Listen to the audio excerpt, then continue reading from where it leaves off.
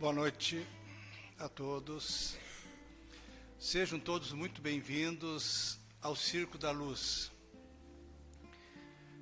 instituição que preza pelo acolhimento, pela orientação e pela assistência, principalmente espiritual, mas também tem a prática da caridade através da assistência social a diversas centenas e centenas de famílias que aqui vêm mensalmente buscar também donativos, alimentação, enxovais, mas fundamentalmente uma casa de oração, de estudo, e também é um local onde consideramos um hospital nas nossas questões da alma. Convidamos a todos para o início do nosso trabalho, pela harmonização da prece que Mestre Jesus nos ensinou. Pai nosso que estais nos céus, santificado seja teu nome, venha a nós o teu reino, seja feita a tua vontade, assim na terra como nos céus. O pão nosso de cada dia dai-nos hoje. Perdoai as nossas dívidas, assim como nós perdoamos os nossos devedores. E não nos deixes cair em tentação, livra-nos de todos os males, que assim seja. Rogamos à equipe espiritual que dirige esta casa, este trabalho, proteção e assistência para que possamos desenvolver o trabalho da melhor forma possível. Hoje é chamado trabalho de desobsessão coletiva. É quando nós estamos aqui no auditório, buscando assistência e orientação através da exposição, como também temos grupos de trabalhadores médiuns que estão no térreo, também através da doutrinação, do consolo, do conforto, orientando, assistindo aqueles irmãos do plano espiritual que por vezes nos acompanham. Agora vamos pensar nos nossos lares. Vamos pelo pensamento visitar a cada dependência, visitarmos e pensarmos nas pessoas que nós temos o convívio. Vamos buscar a paz, a harmonia através da prece. E pelo pensamento façamos uma varredura, que aqueles irmãos que não têm mais o corpo físico, que lá estão, eles são trazidos para cá e aqui assistido, orientado. Vibremos pelos nossos lares.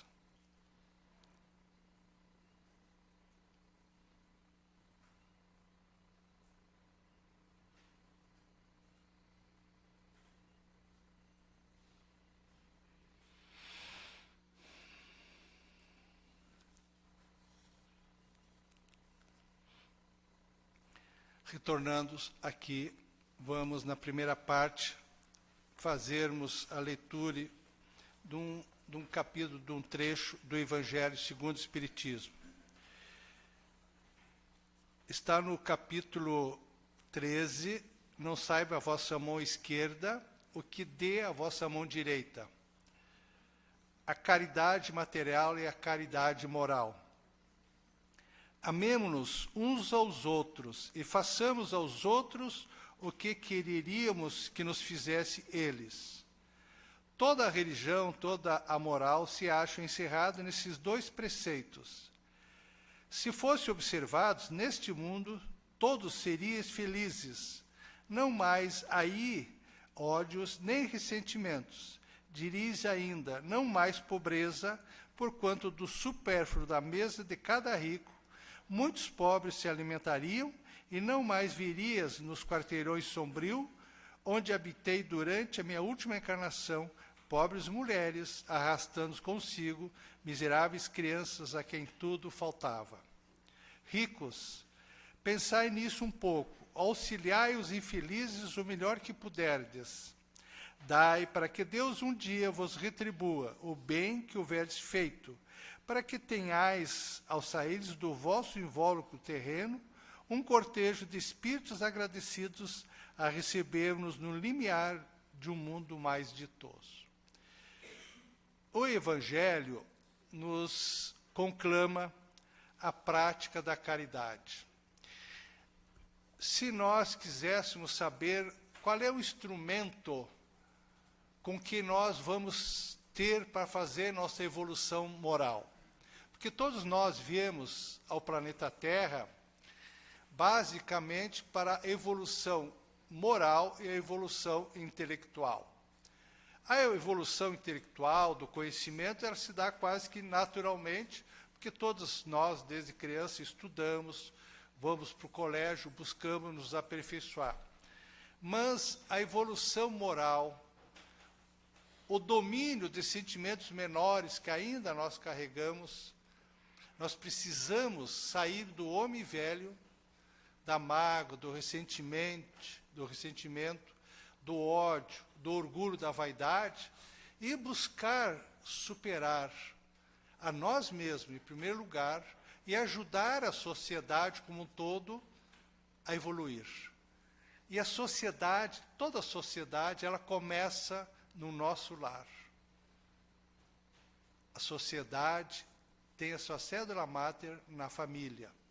Se nós conseguirmos, numa existência, numa encarnação, estarmos bem com os nossos familiares, dentro das dificuldades inerentes a cada individualidade, se nós conseguirmos superar diferenças, às vezes, milenares, se nós amarmos, como disse Jesus, amai o vosso inimigo. E amar o inimigo, Jesus dizia, aceita a pessoa como é, para ser aceito. E o Evangelho nos traz essa caridade moral. De nós entendermos que cada um traz no seu histórico espiritual uma bagagem, sentimentos, conhecimentos, dificuldades, talentos, e que deve ser desenvolvido. E o lar é a melhor oficina para nós praticarmos a caridade material e moral. No lar é que nós vamos nos encontrar com pessoas que nós pedimos à espiritualidade que reencarnássemos juntos para nos ajudar mutuamente.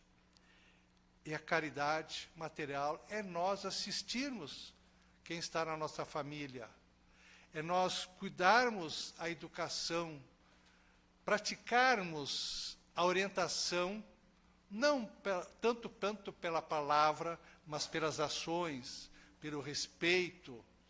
Porque nós, quando saímos de casa, vamos para a sociedade, em geral nós vamos preparados, nós vamos humildes, submissos, nos arrumamos, como se fosse uma festa.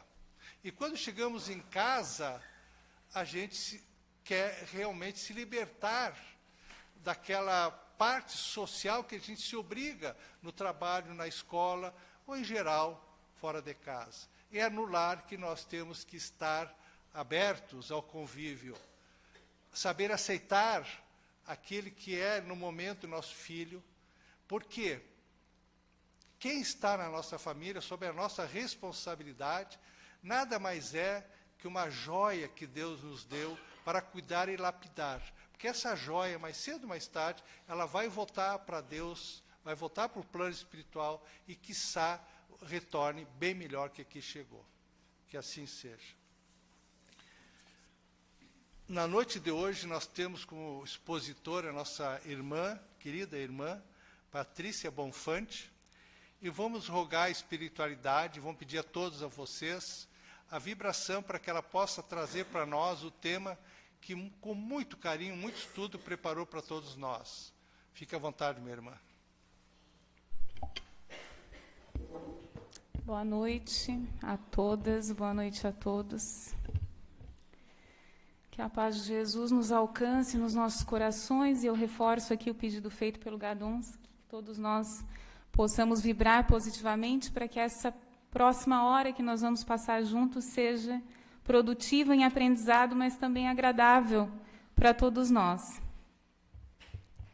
Mahatma Gandhi como ficou conhecido, o grande líder indiano que defendeu a liberdade do seu povo contra o jugo inglês, mas defendeu essa liberdade sustentado na ideia da paz e da não violência.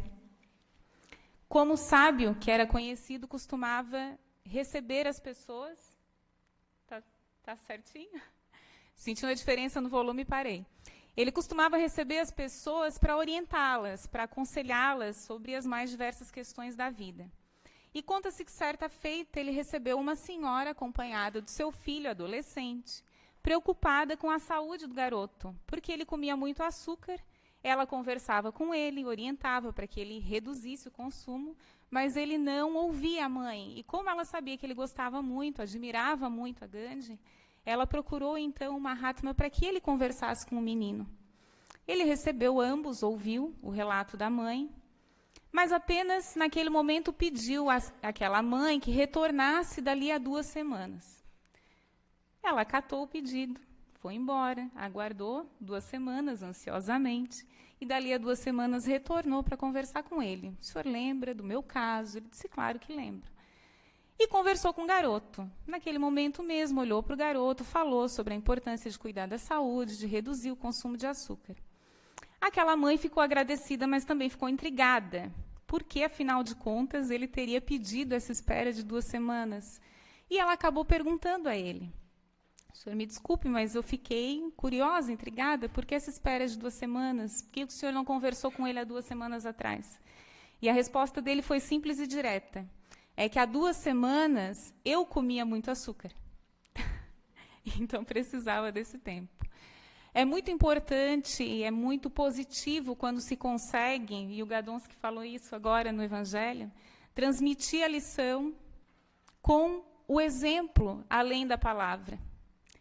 Ninguém duvida de que a lição que é ensinada a partir do exemplo é muito mais reforçada, penetra muito mais profundamente naquele que a recebe, naquele que escuta. Mas nós devemos tomar um cuidado com relação a isso, que é o cuidado de não confundir dar o exemplo de uma lição com ser modelo de perfeição. Por que essa preocupação? Haroldo Dutra Dias, um palestrante bastante conhecido, disse que espíritos como Gandhi, como o nosso querido Chico Xavier, como Madre Teresa, estão ainda no parâmetro de humanidade, não chegaram no parâmetro de angelitude, que é o nosso alcance. Qual é o significado disso? É o significado de que mesmo essas pessoas que nós tanto admiramos, mesmo essas pessoas que deixam exemplos positivos, maravilhosos de vida para nós, são seres humanos. E como todo ser humano, todos nós somos falíveis. Trazendo um pouquinho mais para perto da gente, eu vou repetir aqui o que eu já ouvi em diversas palestras, aqui nessa casa mesmo, que nós que viemos aqui falar somos geralmente aqueles que mais precisam ouvir. E realmente nós ouvimos muito, porque ao preparar a palestra nós ouvimos e estudamos muito aquilo que a gente vem falar. Isso não é por acaso, realmente existe uma necessidade. Trazendo ainda mais para pertinho da gente, para a prática do nosso dia a dia, e aproveitando aqui a fala do Gadonsky do Evangelho, numa relação entre pais e filhos. Todo mundo, quem ainda não é pai ou mãe, é filho, então vai se reconhecer.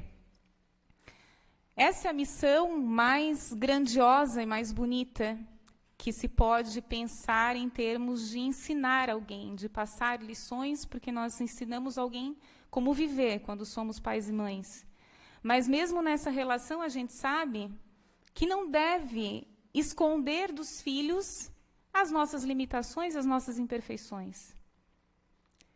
Nós precisamos educá-los, sim, orientá-los, sim, dar o exemplo com toda a nossa força, a nossa coragem e a nossa capacidade. Mas não mostrar uma perfeição que nós ainda não temos, sob pena de causarmos uma dupla decepção no futuro. A primeira, porque eles algum dia vão perceber que nós não éramos perfeitos, porque não somos, nenhum de nós é. A segunda, porque eles vão descobrir que nós mentimos sobre a capacidade, a possibilidade de ser perfeito, a possibilidade de estar feliz o tempo todo, a possibilidade de estar certo o tempo todo, porque também não estamos. Essa reflexão não vai no sentido de defender o faço o que eu digo, não faço o que eu faço. Até porque a gente aprende com a doutrina que o verdadeiro espírito é reconhecido pelo esforço que faz para se melhorar. Então, não se trata de dizer, eu sou assim, eu tenho defeitos, e eu vou ficar assim. Não. O primeiro passo é esse reconhecimento. Mas o segundo é o trabalho pelo aperfeiçoamento. Esses riscos de que eu falei, esse cuidado no não tornar alguém modelo, é necessário que se diga, porque quando nós nos dispomos a ser modelo, nós passamos a nos cobrar demais. E aí, quando a gente comete um erro, vem o processo de culpa, que é bastante pesado. Todo mundo já errou, já reconheceu o erro e sabe o quanto isso é dolorido. Então, nós assumirmos que não podemos ser modelo é importante. E, do outro lado, quando a gente recebe uma lição, é interessante que a gente aproveite a lição independentemente da pessoa que está transmitindo. Porque quando nós depositamos a nossa fé na pessoa, no ser humano, e essa pessoa tropeça, a gente já ouviu muito, todo mundo escuta algum comentário de eu gostei tanto da fala, gostei tanto do discurso, mas eu vi o fulano fazendo alguma coisa que eu não gostei. E aí a fala e o discurso vão fora, porque a pessoa que falou cometeu um erro. Não, a nossa fé não pode estar sustentada nas pessoas justamente por isso. Precisa estar sustentada na lição, aproveitarmos a lição. Assim como Jesus nos ensinou a condenar o pecado e não o pecador, vamos receber com amor e com carinho a mensagem que é passada, independentemente de uma avaliação e de um julgamento daquele que passa. Agora, aquela frase, reconhece-se o verdadeiro espírita, e aí eu amplio o verdadeiro cristão, pela transformação moral e pelos esforços que ele emprega para domar as suas más inclinações, resume bem essa questão. Nós, primeiro, admitimos que somos imperfeitos. Essa admissão, essa confissão para nós mesmos é muito boa, porque faz com que a gente consiga lidar melhor com as nossas falhas, com os nossos erros, e ajuda muito para que a gente consiga lidar com o outro, com os erros do outro, que a gente não exija a perfeição de ninguém, uma perfeição que a gente não tem e que ninguém vai ter. Mas, como eu disse, não se para por aí. É preciso que se dê o passo seguinte, e o passo seguinte é o do aperfeiçoamento, é o do auto-melhoramento. E aí, uma outra reflexão que surge, que não é preciso estar pronto para trabalhar no bem.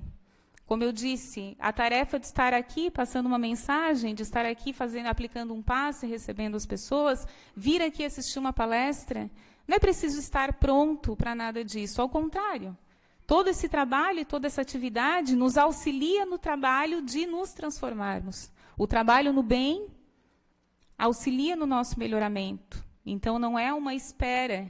Eu vou primeiro me transformar para depois me envolver em alguma atividade, para depois praticar alguma ação no bem. Não. Praticar a ação no bem vai nos ajudar nisso. E aí, Kardec traz também uma reflexão no sentido de que o que se espera e o que veio como mensagem para nós com a doutrina espírita é de que o espiritismo deve transformar a humanidade para melhor, através da transformação das massas, mas das massas paulatinamente, vagarosamente, a partir da transformação do indivíduo. E aí ele questiona: que importa acreditar na existência dos espíritos, se essa crença não torna melhor, mais benevolente e mais indulgente para com seus semelhantes, mais humilde, mais paciente na adversidade? Que serve ao orgulhoso espírita, se ele é sempre pleno de si mesmo? Ao invejoso, se é sempre invejoso? Todos os homens poderiam, pois, acreditar nas manifestações, e a humanidade ficaria ainda assim estacionária, mas tais não são os desígnios de Deus.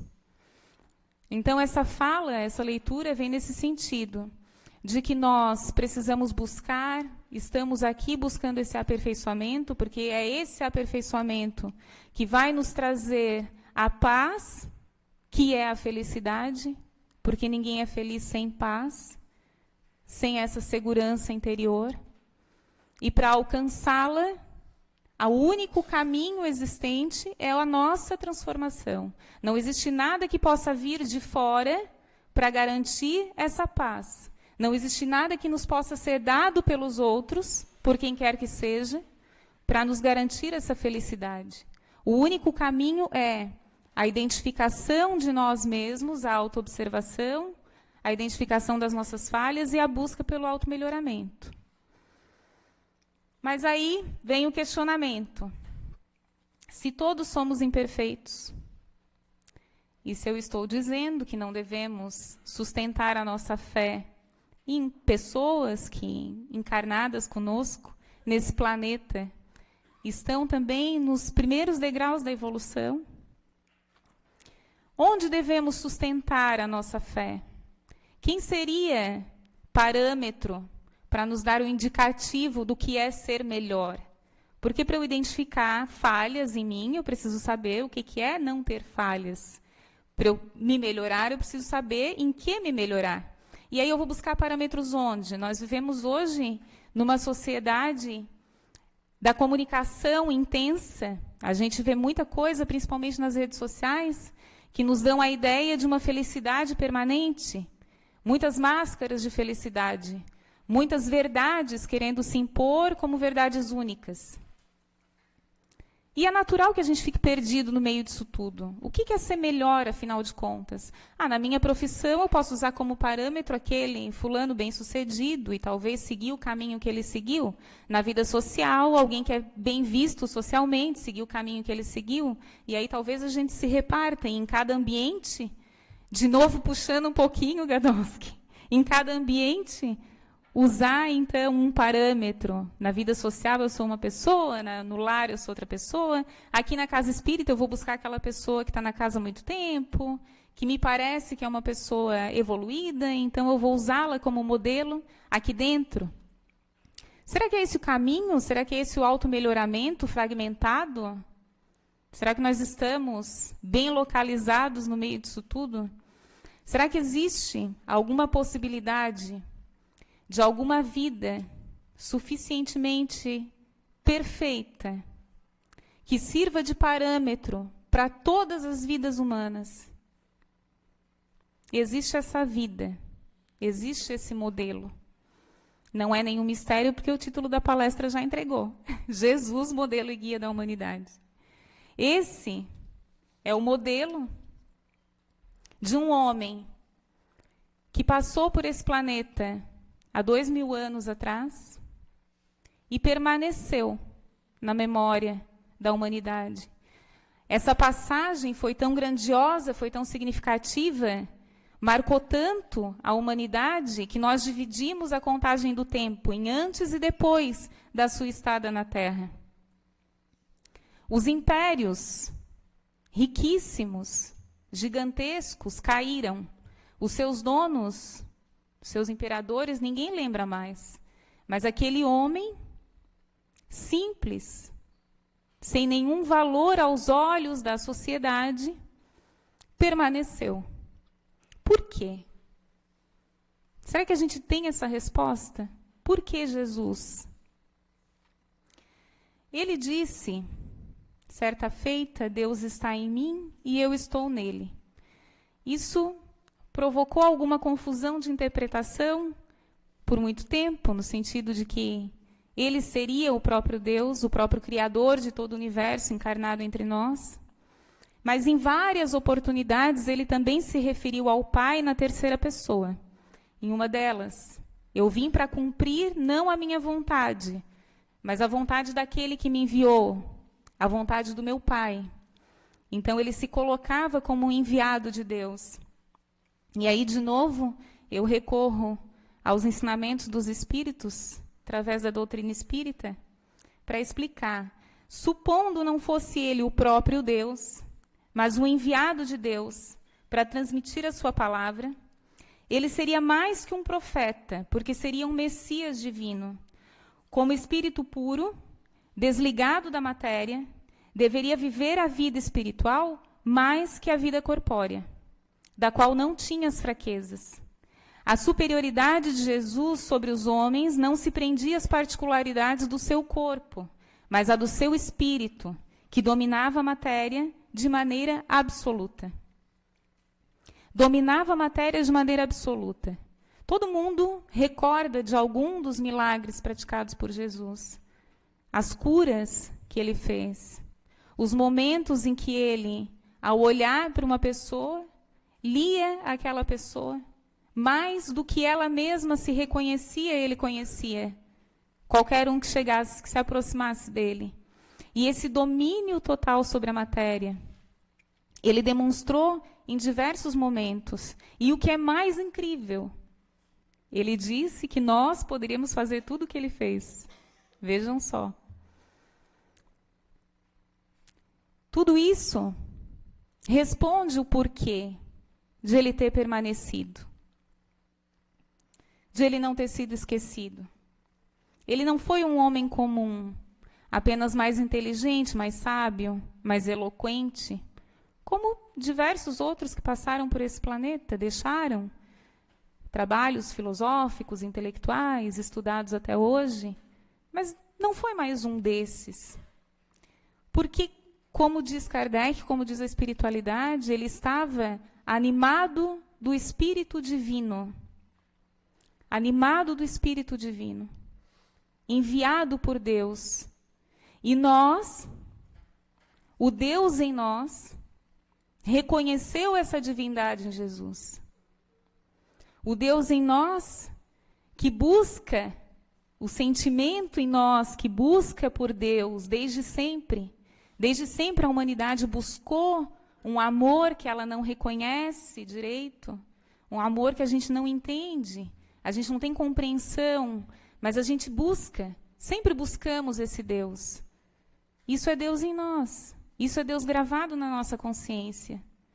E esse Deus em nós reconheceu em Jesus essa divindade, esse amor que nós tanto buscamos, tanto procuramos. Uma prova disso, se a gente para buscar conhecimento, ler as obras de Emmanuel por Chico Xavier, principalmente da parte do cristianismo primitivo, dos primeiros séculos, durante e após a passagem de Jesus pela Terra, quantas e quantas pessoas se entregaram ao martírio, às formas mais terríveis de tortura, de assassinato, em nome desse amor. O cristão, por ser cristão naquela época, era levado à condenação. E eles tinham, muitas vezes, a opção de simplesmente voltar atrás, dizer, não, eu não sou cristão, eu não creio no Nazareno. Mas eles se mantinham firmes, firmes nesse amor, nessa certeza, nesse reconhecimento do amor divino em Jesus. Essas pessoas, esses mártires, são também, junto com o próprio Cristo, a prova de que ele veio até nós como modelo, como guia. E que ele veio até nós para trazer esse entendimento possível do amor divino. Porque na nossa pequenez, na nossa ignorância, a gente não consegue pensar no tamanho de Deus, pensar no infinito, na sabedoria infinita, no amor infinito de Deus. Nós precisamos, muitas vezes, materializar, objetivar para conseguir compreender. E Jesus veio como enviado justamente para nos dar essa materialidade, para nos dar essa segurança, esse sentimento, essa proximidade do amor de Deus. Veio com ele. Ele foi, nas palavras de Emmanuel, a personificação máxima da divindade na Terra. E quando Kardec pergunta aos espíritos qual é o tipo mais perfeito que Deus ofereceu para o homem, porque ele também perguntou isso, ele fez todas as perguntas que precisava fazer, a resposta foi também simples e direta: vede Jesus. E aí ele traz: Jesus é para o homem o modelo da perfeição moral que a humanidade pode pretender sobre a terra. Deus nos oferece como o mais perfeito modelo, e a doutrina que ele ensinou é a mais pura expressão da sua lei, porque ele estava animado do Espírito Divino e foi o ser mais puro que apareceu sobre a terra. Então essa é a nossa alternativa, única. Esse é o nosso caminho, a partir do entendimento de que nós precisamos nos melhorar. O nosso parâmetro, não se tem dúvida, é Jesus. A lei de Deus, que é essa lei gravada na nossa consciência, que traz os conflitos quando a gente sai da linha, que não é poucas vezes que acontece. O caminho é Jesus, o ensinamento foi dado por ele. E se isso está tão claro, a questão que fica 2000 anos depois é: por que nós não seguimos? Se nós sabemos, se nós compreendemos, se esse recado foi dado há tanto tempo, por que a gente permanece sofrendo, rodando e não dando o passo seguinte de segui-lo? Será que nós achamos talvez que o que ele ensinou era para aquela época, não serve para a atualidade? Será que nós talvez achamos que não somos capazes, que é muito difícil, que foi só sofrimento, que talvez não tenha lição para o dia a dia atual? No meu dia a dia é tudo tão complexo, a sociedade atual. Será que a gente chega a se perguntar o que Jesus faria quando a gente tem dúvida? Será que a gente reflete sobre isso? Fala sobre ele em casa, no trabalho? Ele faz parte da nossa vida, do nosso dia a dia? Nós temos alguma intimidade com essa lição que foi deixada? Refletindo para nós mesmos todas essas questões. Até onde a gente vai nessa busca? Será que nós, pelo menos, sabemos a resposta para a pergunta: o que Jesus faria? Para a gente poder questionar no momento certo? Será que a gente conhece o suficiente para isso? Quando Jesus foi preso, Pilatos, que era responsável pelo seu julgamento, por tomar a decisão do que faria com ele, fez uma pergunta para ele: tu és rei? E ele respondeu com outra pergunta: tu dizes isso por ti mesmo, ou os outros te disseram isso a respeito de mim? E ele faz essa pergunta para nós. Jesus é modelo e guia, é o mestre. Nós dizemos isso por nós? Ou nós estamos só repetindo aquilo que a gente aprendeu e que se diz e que é fácil reproduzir? Nós escolhemos por nós mesmos segui-lo?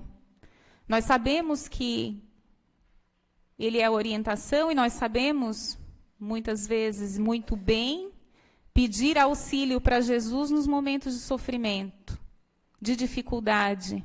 Aí a gente lembra, vou conversar com ele, vou pedir ajuda, e ele ajuda, mesmo assim, mesmo que a gente lembre só nesses momentos. Mas, fora esses momentos, nesse trabalho de se melhorar, de evoluir, porque esse é o nosso objetivo aqui. Esse é o nosso objetivo maior nessa estada na Terra. Nós viemos para isso. E nesse trabalho do automelhoramento, a gente tem essa intimidade? Na obra Ave Cristo, que foi escrita por Emmanuel e psicografada por Chico Xavier, o irmão Corvino, que era um cristão que vivera ali entre os séculos 2 e 3, já idoso e bastante experiente na prática do Evangelho, questiona então a Quinto Varro, que estava naquele momento na posição de aprendiz. Acreditas, porém, que possamos vencer o mal à força de palavras bem feitas? Admites, porventura, que o mestre haja descido das alturas simplesmente para falar? Jesus viveu as próprias lições. guerreando a sombra com a luz que ele irradiava de si mesmo, até o derradeiro sacrifício. Achamos-nos em um mundo envolvido em trevas, e nós não possuímos outras tochas para clareá-lo, senão a nossa alma, que nós precisamos inflamar no verdadeiro amor. O Evangelho não é somente uma propaganda de ideias. Acima de tudo, é a construção de um mundo novo, pela edificação moral do novo homem. De novo, nós voltamos à questão, o melhoramento da humanidade, da coletividade, a partir do melhoramento individual, da evolução de cada um. As tochas que são a nossa alma. Eu vou chamar um exemplo que eu citei lá no comecinho, que é Chico Xavier. Quem já não ouviu as histórias de Chico, assistiu algum dos filmes que contam a vida dele, essa tocha de luz, quanta escuridão dispersou, quanto sofrimento, aquele amor que um homem conseguiu transmitir na sua passagem pela Terra, quanto sofrimento ele amenizou com a sua luz, com a luz do amor, sustentado no ensinamento de Jesus. Essa tocha que cresceu e que todos nós temos em nós, como a sementinha contém a árvore, que se for regada, cresce, frondosa, bonita, grande, e está lá na sementinha. E todo aquele amor nós temos como uma sementinha, que a gente precisa cultivar. A lição de Jesus, então, foi expressada não por palavras, como disse aqui o irmão Corvino. Ele não veio só para falar. Por que ele sofreu? Porque ele passou pelo martírio. Porque ele passou por tudo que passou. O sofrimento dele não foi só. Esse só é relativo, não levem ao pé da letra. No final, quando ele foi preso, torturado, assassinado, mas foi de estar entre nós. Para estar entre nós, no meio da nossa ignorância, no meio da nossa perversidade, como algumas vezes ele falou, raça incrédula, perversa. Isso foi um sofrimento, isso é um sofrimento para quem ama. E ele nos amou muito, e ele sofreu muito com isso, para nos mostrar o caminho, pela prática. Por isso, eu pedi lá no começo que vocês levassem essas palavras não como nada além de uma reflexão, porque a vivência do Cristo é rica demais para ser transmitida por palavras, ou apreendida por palavras. Ela precisa ser vivida. O Evangelho é vivo, está vivo e precisa ser vivido, para esse amor ser inflamado. Quando o Espírito de verdade vem no Evangelho falar sobre Jesus, ele nos dá também uma lição: amai-vos a primeira e instruí-vos a segunda. Como amar parece que está difícil, eu vou inverter a lição e vou começar com instruir, tá? Porque 2000 anos depois a gente ainda está engatinhando para conseguir amar. Mas na instrução, vamos pensar. Se nós fôssemos, por exemplo, mudar de profissão, o que a gente faria? A primeira coisa, conhecer, buscar informação. Como é que funciona, o que se faz, onde é que se trabalha? Porque, para gostar, a gente precisa conhecer, né? E aí, para criar essa intimidade, esse instruir-vos, essa determinação que o Espírito de verdade nos dá, nos impõe como uma ordem, né? Instruir-vos. Precisamos também colocar em prática, conhecer, como eu falei, se a gente sabe responder aquela pergunta, o que Jesus faria. Precisa conhecer o que ele deixou de lição para saber responder essa pergunta. E aí decidir se tem condições de seguir o exemplo dele ou não, em determinada situação. Durante muito tempo, a igreja tomou para si e guardou todo o conhecimento sobre a vida de Cristo, durante muito tempo. Mas hoje nós temos acesso livre a esse legado. Só que mesmo com acesso livre a esse legado, muitas vezes a gente não busca, a gente até se reúne para falar de Deus e se perde em questões superficiais e esquece do essencial, que é a lição de Jesus, a lição do amor e da caridade. É preciso refletir sobre isso e chamar a atenção sobre isso, porque esse é sim o essencial. Ele disse: eu sou o caminho, eu sou a verdade e a vida. Então, passar por cima da lição de Jesus e se perder em outras questões, a nossa transformação vai se dar como?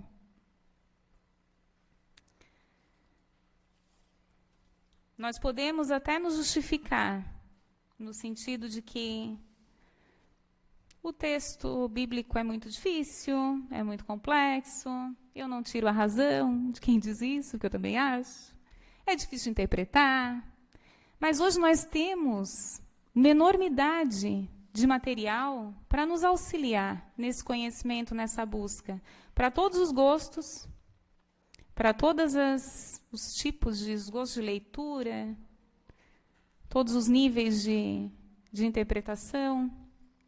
A doutrina espírita veio para aclarar o ensinamento de Jesus, que à época ele fez de acordo com o que nós, à época, podíamos compreender. A gente percebe que ele conta muita história, ele usa muito exemplo prático da cultura da época, da vida da época, que muitas vezes para nós dificulta, porque a gente não reconhece essas práticas, não temos mais, mas foi o que aquele povo podia compreender, nós, naquela época, podíamos compreender. Agora veio a doutrina espírita nos auxiliar, aclarando essa mensagem de Jesus, e tantas outras obras eu trouxe. Me dê licença um pouquinho. Algumas aqui para exemplificar e para fazer propaganda da nossa livraria, que está repleta dessas obras. O próprio Evangelho segundo o Espiritismo. Muitas vezes as pessoas nos questionam, mas esse é um evangelho diferente do evangelho de Jesus espírita? Não, é o evangelho de Jesus comentado à luz da doutrina espírita. O que é maravilhoso, porque eles pegam justamente as mensagens que a gente precisa apreender e explicam para nós a espiritualidade que veio trazer essa mensagem, a espiritualidade superior, conhecedora, vem explicar para a gente esmiuçar aquilo que a gente sozinho talvez não conseguiria ter essa compreensão. A outra obra, de novo, pelo Chico Xavier de Emmanuel, que são comentários, esse aqui do Evangelho de Mateus, mas tem de todos os evangelistas, e também, de novo, o Evangelho com comentários, e é muito enriquecedor. E para mostrar que Jesus é atual, já que eu questionei aqui, será que a gente pensa que Jesus não é atual? Eu não podia deixar de trazer Jesus e Atualidade, que foi escrito pela Joana de Ângeles, psicografado por Divaldo Franco, um palestrante espírita também bastante conhecido.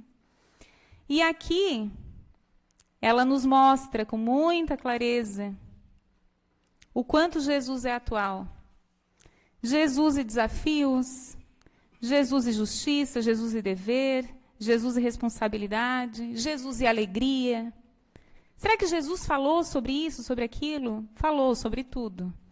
Vamos supor que nós estivéssemos ansiosos, porque temos uma palestra para fazer, passamos o dia ansiosos, e aí a gente busca em Jesus. Será que Jesus falou sobre ansiedade? Ansiedade não é uma doença moderna, não é dos novos tempos? Não vos ocupeis do dia de amanhã, que o amanhã se ocupará de si mesmo. A cada dia basta o seu mal.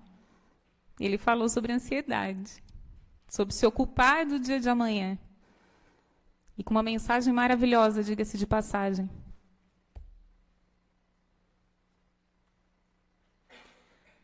Então, Jesus é atual.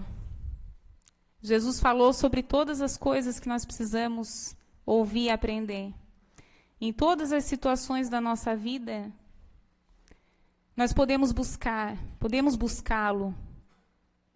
fazendo uma recapitulação dessa mensagem que eu busquei trazer para vocês, que nós buscamos trazer, nós, eu e tu, Gadomski, e todos os que nos ajudam, já que eu usei bastante também de ti. Eu vou usar outra máxima, vigiai e orai. Vigiai e orai. Voltando lá no começo. Se observar, identificar as imperfeições que nós temos. Nos observarmos, identificarmos em nós as nossas falhas. Buscarmos melhorar essas falhas com base na moral cristã, no parâmetro que Jesus deixou. Vigiai. É um trabalho difícil. É bem difícil. É dolorido muitas vezes. Mas a boa notícia é que nós não estamos sozinhos. E aí entra o orai. Peçamos ajuda. Oremos. Jesus está conosco. Deus está conosco. A espiritualidade amiga que tanto trabalha por nós, muito mais do que a gente imagina e se dá conta no dia a dia. Tanta dedicação, tanto amor. Basta que a gente conecte, muitas vezes. Para isso, a gente precisa se observar, querer mudar, que é a vontade, que a doutrina espírita tanto fala, que Kardec tanto fala, a vontade, que Jesus tanto fala, na vontade de querer, uma vontade que move, não é aquela vontade que eu queria, mas assim é tão difícil, né? Não, é uma vontade verdadeira, apaixonada. E aí a gente conecta e a gente recebe esse auxílio. Vigiai e orai. Se observe e se conecte com Deus, com Jesus. Eu trouxe aqui um documento que particularmente acho lindo e eu gostaria de compartilhar com vocês, que é uma carta que foi encontrada, atribuída a Públio Lentulus, que era procônsul na Judéia, a época em que Jesus esteve conosco, encarnado, e ela foi enviada de Jerusalém ao imperador Tibério César para informá-lo dos acontecimentos na Palestina. Eu vou fazer a leitura, o nome da carta é Retrato de Jesus, ela foi publicada numa edição, inclusive do Evangelho segundo o Espiritismo, da década de 80. Se vocês, quem quiser, fechar os olhos para tentar visualizar melhor esse retrato, fique à vontade. Sabendo que desejas conhecer quanto vou narrar, e existindo em nossos tempos um homem de grandes virtudes, chamado Jesus, conhecido do povo como o profeta da verdade, e seus discípulos dizem que é filho de Deus, criador do céu e da terra, e de todas as coisas que nela se acham e nela tenham estado. Em verdade, ó César, cada dia mais se ouvem coisas maravilhosas desse Jesus. Ele ressuscita os mortos, cura os enfermos. Em uma palavra, é um homem de estatura justa e muito belo no aspecto. E há tanta majestade em seu rosto, que aqueles que o veem são forçados a amá-lo ou a temê-lo. Tem os cabelos da cor da amêndoa bem madura, distendidos até as orelhas, e das orelhas até as espáduas. São da cor da terra, porém mais reluzentes. Tem no meio da fronte uma linha separando os cabelos, na forma em uso entre os nazarenos. Seu rosto é cheio, o aspecto é muito sereno, e nenhuma ruga ou mancha se vê na sua face de uma cor moderada. O nariz e a boca são irrepreensíveis. A barba é espessa e semelhante aos cabelos, não muito longa, mas separada ao meio.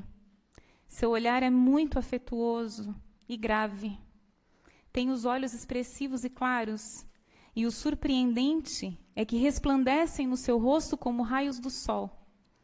Ninguém pode olhar fixamente o seu semblante, porque quando resplende, amedronta, e quando ameniza, comove.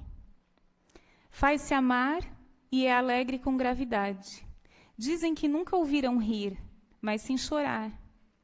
Tem os braços e as mãos muito belos. Na palestra, contenta muito, mas raramente o faz. Quem dele se aproxima, verifica que é muito modesto na pessoa e na presença. É o mais belo homem que se pode imaginar, muito semelhante à mãe, que é de rara beleza. De letras, faz-se admirar por toda a cidade de Jerusalém. Ele sabe todas as ciências e nunca estudou nada. Caminha descalço e sem coisa alguma na cabeça. Muitos se riem vendo-o assim, mas na sua presença, falando com ele, tremem e o admiram. Dizem que jamais alguém falou com esse homem, como esse homem por essas redondezas. Em verdade, segundo me dizem os hebreus, não se ouviram nunca tais conselhos de grande doutrina, como ensina esse Jesus. Muitos judeus o têm como divino, enquanto muitos outros querelam, afirmando que ele é contra a lei da tua majestade, e sou muito molestado por esses malignos hebreus. Disse que esse homem nunca fez mal a quem quer que seja, mas, ao contrário, atestam haver dele recebido saúde e benefícios àqueles que o conhecem e que com ele convivem. Jesus, ele disse que ficaria conosco, e ele está conosco.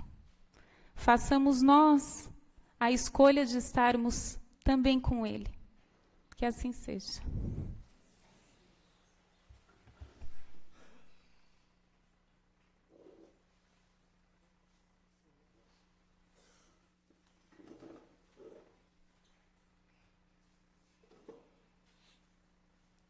Agradecemos à nossa irmã Patrícia pela excelente exposição, muito didática e muito comovedora.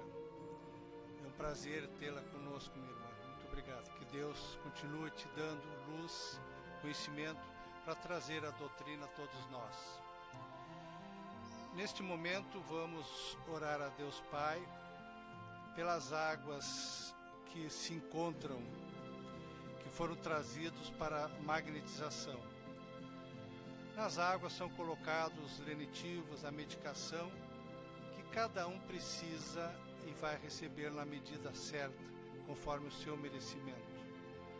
Essas águas devem ser usadas, bebidas em jejum antes do almoço e ao deitar, com fé em Deus e com uma prece. Vamos, neste momento, orar por todas as pessoas encarnadas e desencarnadas que estão entre nós. Que todas essas pessoas enfermas em seus lares, nos hospitais, nos asilos, nos presídios, todos sejam assistidos também nas suas dores físicas e espirituais. Oremos pelas crianças, pelos jovens, pelos idosos. Vamos fazer dessas pessoas um elo para a nossa realização, para a prática da caridade. Oremos por todos os nomes que foram colocados nas urnas, de encarnados e desencarnados. Sabemos que a espiritualidade vai trabalhar em prol dessas pessoas que nós abrimos o nosso coração, e através da prática da caridade, da prece, eles serão atendidos. Que assim seja. Agora é hora do passe. O passe é a transfusão de energia. É nesse momento que nós vamos meditar, fazer uma introspecção do que nós precisamos, do que nós buscamos pela fé em Deus, pela fé da espiritualidade que trabalha nessa casa, que nós possamos receber toda a medicação, o auxílio, para que nos fortaleçam e nós possamos superar as dificuldades do nosso dia a dia. Toda essa dificuldade que nós temos faz parte da nossa jornada. Todos nós viemos cumprir uma jornada, resgatar débitos, superar provas, justamente na convivência na família. Que sejamos assistidos nesse trabalho.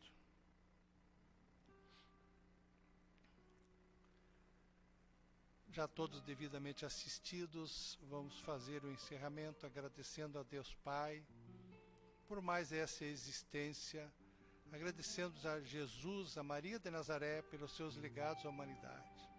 Agradecemos espíritos superiores que trouxeram a doutrina espírita à humanidade encarnada e desencarnada. Agradecemos a espiritualidade que dirige esta casa e esse trabalho. Agradecemos nossos mentores, nossos anjos da guarda, que nos protege e nos assiste. Que possamos retornar a nossos lares bem melhor que aqui chegamos. Basta nós continuar com essa vibração positiva, a fé em Deus e a certeza de dias melhores. Uma boa noite, um bom final de semana. Obrigado.